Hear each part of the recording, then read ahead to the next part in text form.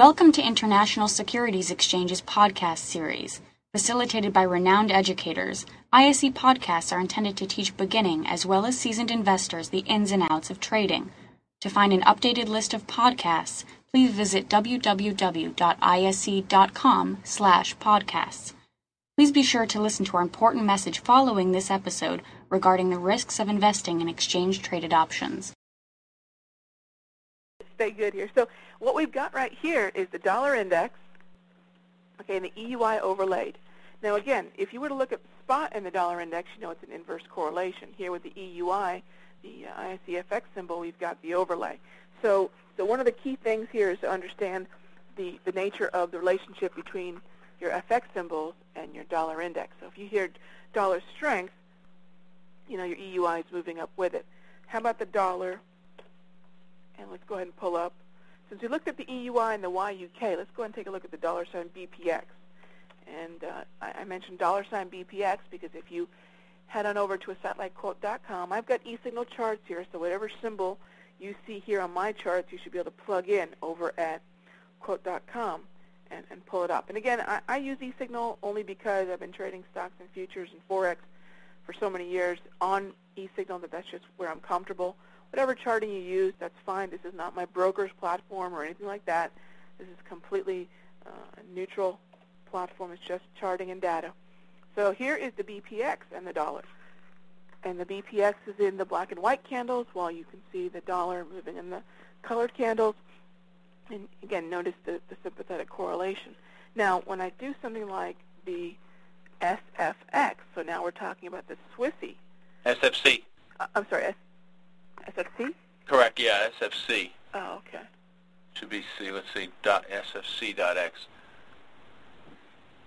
See, hopefully that comes up, because that is our symbol, SFC.x. Jay Paul has a question about, so if he's bullish on the U.S. dollar, he'd be buying a call, and that's correct.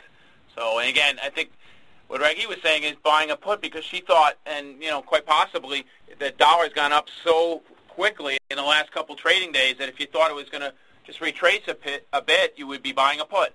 Just think, what do you think the dollar is going to do? If you're bullish, you buy a call. If you're bearish, you'd be buying a put. Absolutely. Did that come through, SFC? You know, the symbol that I have for that is SFX, so I don't know where I'm going wrong here. I don't know. All right, well, just try. How about the Aussie, AUX? Actually, you know what I was going to do is I was going to pull up the crude oil and the, Canada just to kind of continue on the whole correlation. Because let's see that, yep. Yeah, let's take a look. Because CDD versus the crude. Absolutely. And last year the correlation was very, very high, and recently it's broken down, right? Well, here's the movement between in green and blue and red. You see the crude oil market. It's just a continuous contract of crude on the daily chart. Right. And then you all can see the CDD. So again, your Canada, your dollar Canada. So when I take a look at this, now remember we talked about when the U.S. dollar is the base currency versus the second currency in the spot pair, and then translating that into a relationship. So let me show you the relationship here. Now the relationship between the dollar Canada and crude is an inverse relationship. So when crude heads down, you would notice that your spot chart, and I'm going to show you that right now, your spot chart would be heading up. So when crude oil heads down and goes goes down in value, okay, your chart of the dollar Canada spot would be heading up, because that's showing you the U.S. dollar is gaining strength over the Canadian dollar.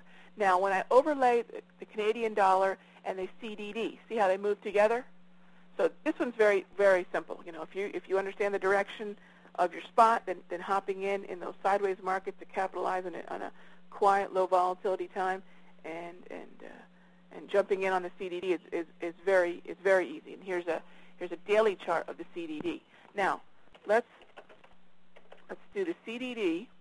I'm sorry. Let's do the CDD here and crude oil once more.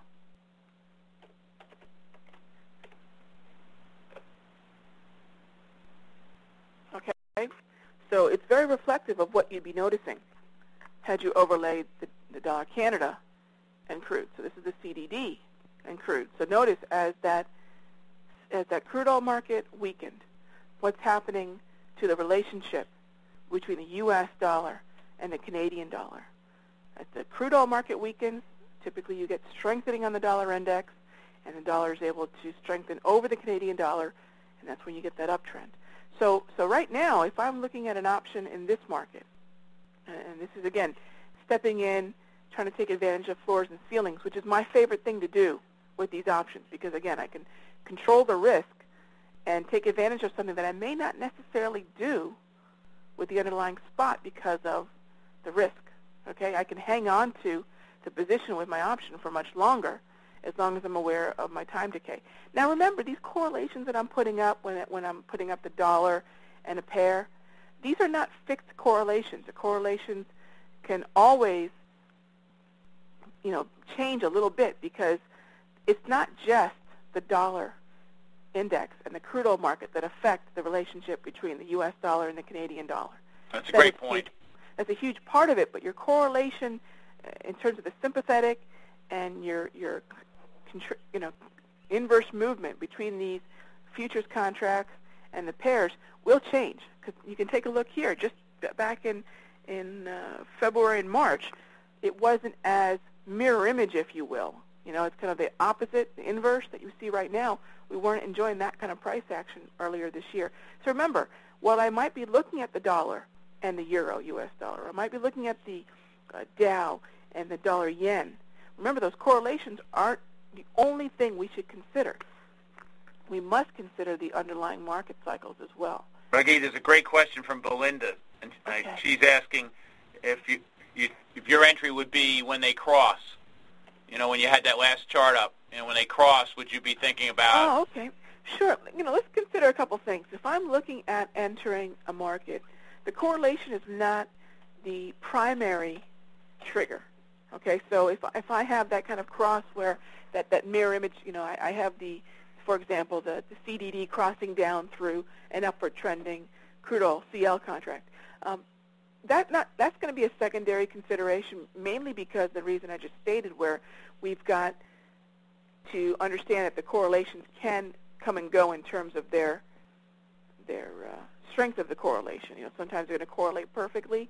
Sometimes there's going to be a little bit more of a delay in one responding to the other, and we have to take that into consideration. My underlying and primary factor has to be the symbol itself. So most often I'm looking at what the setup is on the pair itself. Like, for example, you should be able to see the Aussie right now, the AUX. What a cool move that is, huh?